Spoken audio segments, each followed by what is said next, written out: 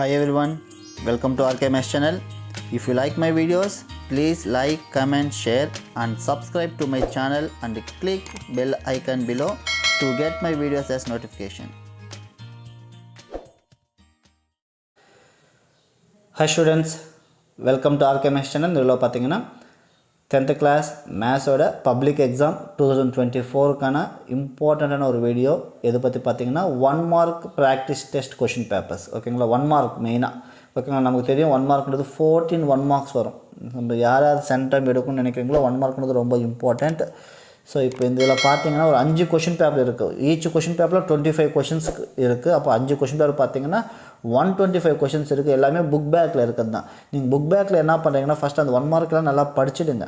ஓகேங்களா, ப்ராக்டிஸ் பண்ணிவிடுங்க. இதில் ஒரு எக்ஸாம் மாதிரி எழுதுங்க. கடைசியில் உங்களுக்கு எக்ஸாம் எழுதுறதுக்கு ஷீட் மார்க் இருக்கும். நீங்கள் அதை டவுன்லோட் பண்ணிவிட்டு அது நீங்கள் என்ன பண்ணுறது, ஒரு எக்ஸாம் மாதிரி நீங்கள் எழுதுறதுக்கு யூஸ்ஃபுல்லாக இருக்கும். எவ்வளோ மார்க் ஸ்கோர் பண்ணுறீங்கன்ட்டு பார்த்துக்க பண்ணலாம். ஓகேங்களா, அது பார்க்கறதுக்கு முன்னாடி ஆல்ரெடி இந்த பப்ளிக் எக்ஸாமுக்கு வந்து மெயினாக மேத்ஸில் சென்டம் ப்ரிப்ரேஷன் டிப்ஸ் பண்ணியிருக்கேன். Important questions, creative questions, next வந்து மோஸ்ட் இம்பார்ட்டன்ட் டாப் 10 கொஷின்ஸு, இது எல்லாமே என்னென்ன இருக்கோ என்கிட்ட எல்லாமே அப்லோட் பண்ணியிருக்கேன்.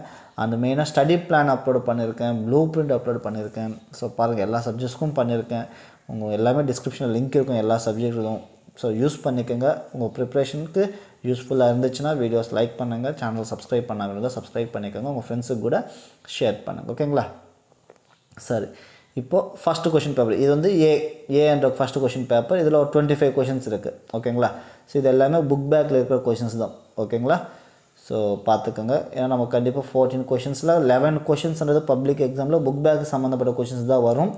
நீங்கள் அந்த கொஷின் பார்த்தாலும் ஆன்சர் வைக்கிறதுக்கு ரெடியாக இருக்கிற மாதிரி நீங்கள் ப்ரிப்பேர் பண்ணிடணும். இந்த 1 மார்க்கு மட்டும் சரியா. அதுக்கு தான் நான் ஈவன் ஸ்டடி பிளானில் கூட இந்த 1 மார்க்கு ஜாமெட்ரி கிராஃப்க்கெல்லாம் 1 வீக் டைம் கொடுத்துருக்கேன். ஓகேங்களா, அதுக்கேற்ற மாதிரி ப்ரிப்பேர் பண்ணுங்கள். இது ஃபஸ்ட்டு கொஷின் பேப்பர். நெக்ஸ்ட் அதே தான் பி என்ற கொஷின் பேப்பர். இதில் ஒரு 25 கொஷின்ஸ் இருக்கும்.